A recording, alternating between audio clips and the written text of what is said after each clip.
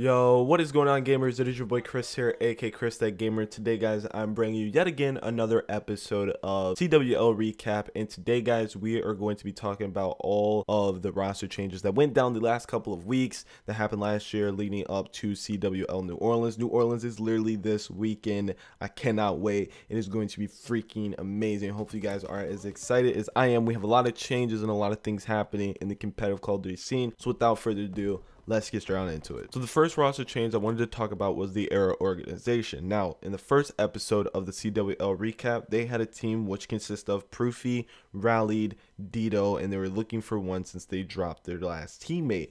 So a lot of things happened. They then picked up Proofy, Bevels, a lot of things happened, and basically Era dropped that team, picked back up Proofy. A lot of weird stuff was going on. Proofy then left the Era organization, and then now it's basically Miracles and Mochilla's team playing on that org. Proofy basically said that he left that organization because he wanted to give them a opportunity to make the league. His team, they weren't going to make it, so he opted to just leave the organization. Beforehand, after they obviously dropped Dito, and Rallied had a lot of things to say. Rallied was straight roasting the organization, but he was basically upset that they obviously dropped him and stuff like that. But after they dropped that Dito's team with Rallied, and they then picked back up Proofy was supposed to be teaming with Killa, but Killa ended up retiring for season 1. He's possibly going to come back season 2. Since he knows he's not going to make the league, he just opted to say, okay, I'm going to just play tournaments, play S&D, do my thing, and not really worry about it. So that is really the first roster change that kind of went down. Not too big, not too crazy, but it is pretty interesting that Era ended up dropping the whole team and picking up this brand new roster. Then we finally have Havoc's team having an organization.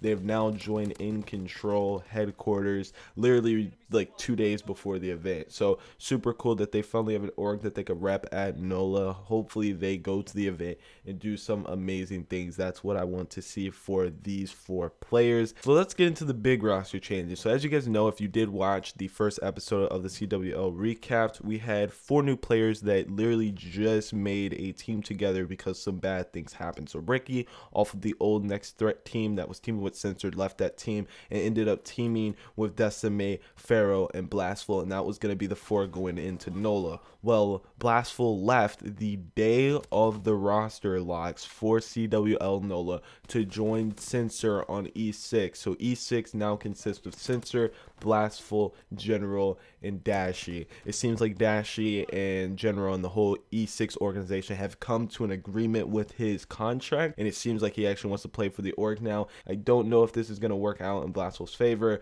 but Ricky's team has now picked up Bevels to replace Blastful's spot, so I'm happy about that. It does suck because obviously Ricky was really upset. He put his all into this brand new team of young players, and he also even admitted that he turned down a lot of other big spots. I guarantee that Ricky was getting hit up from a lot of different organizations, and I think those 2 organizations had to be Echo Fox and Rise. They were the ones that was making the changes in that gap right before NOLA, and I felt like literally when Ricky left Next Threat, that's when everything, all this stuff just started to happen. So I really do think Rise, Echo Fox tried to hit him up, and he was just like, you know what, I'm good, I don't really want to do it. Now obviously in the previous episode, again, we talked about Parasite's new team, obviously since he kind of dropped Pharaoh and Blastful, meaning there needs to be 2 new spots on ground 0. It has finally been confirmed. The rumor is true. Parasite is now teaming with Pharaoh, Nagafin, Study. It's going to be interesting coming day 1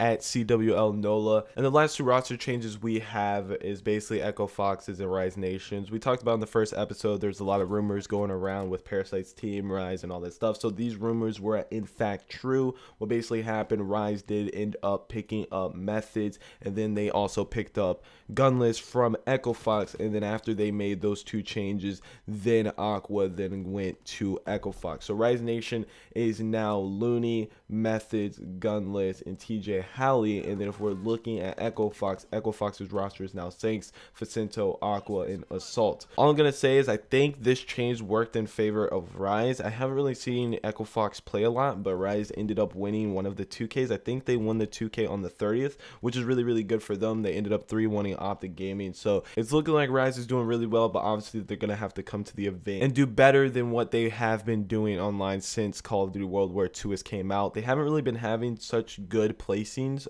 at the 2Ks, and that was like their first win. So hopefully they come to the event, they do some crazy stuff. So let's go ahead and look at the official pools for CWL New Orleans. Now, before we even get into these pools, I do want to go ahead and make this very clear. I have absolutely no idea who is going to be in each and one of these pools as far as an open bracket team, and there is a lot of good open bracket teams at CWL New Orleans this year, so I just want to go ahead and make that point very clear. I don't know which of one of these good open bracket teams is going to be put into each one of these pools, and that can definitely change a lot of these pools. An open bracket team that I'm definitely going to be looking at is going to be Havoc's team. Then we obviously have Ghost Gaming. They've been trying to put in some work and try to figure out what's going wrong with that roster. That roster was doing really good in IW, Black Ops 3, and things of that nature. And I'm also going to be looking at Doom Clan, something that I personally want to see happen. If Doom Clan gets put into Pool C, they make it through the open bracket, that is now going to be a storyline. That's going to be basically Ricky going against Blastful, someone that sketched on their team literally the day before roster lock. So that's going to be something that they really want to win, and I'm excited to see if that can happen. I would like to see Doom Clan make it out again. So I'm just going to be making my predictions based off of not knowing who's in the open bracket. Starting out with Pool A, I'm going to have Team Caliber and FaZe Clan making out of Pool A. Then if we move over to Pool B, I'm going to have Optic Gaming and Envious make it out of Pool B. And then we have the last two pools, which everyone is saying are the Pool of Deaths. We have Pool C.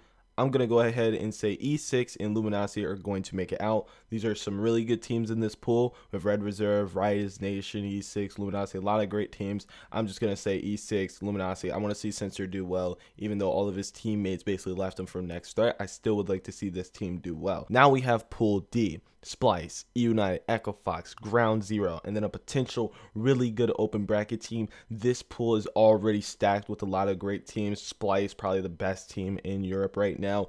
United, Echo Fox, Ground Zero, just so many great teams. But I'm going to go ahead and say United's going to make it out of this pool, and then I want Ground Zero to make it out as well. So that's going to be my prediction for Pool D. Hopefully United and Ground Zero make it out. I have full confidence in United, and I think the only way that Ground Zero don't make it out is if like Parasite or Study does not show up. They got to make sure that they do their thing. They can't come in there looking like how they looked like at Dallas. They got to come in there with the heat. They got to do their thing, and they got to make sure that they come with the heat, like I said before. And that is all of my predictions for CWL New Orleans. That is also some of the roster changes that went down, basically the most important roster changes. This event's going to be awesome, man. Got a lot of things right on this event. Hopefully you guys are as excited as I am. Let me know down below in the comment section. This was another episode of CWL Recap. The event is obviously going to be January the 12th. After this event, we then have the Call of Duty World League. That is going to be a lot. Stage 1, lots going to be on the line, a lot of money. Hopefully you guys are as ready as I am, and as always, it's big boy Chris here, aka ChrisThatGamer. See you all next time. Peace out.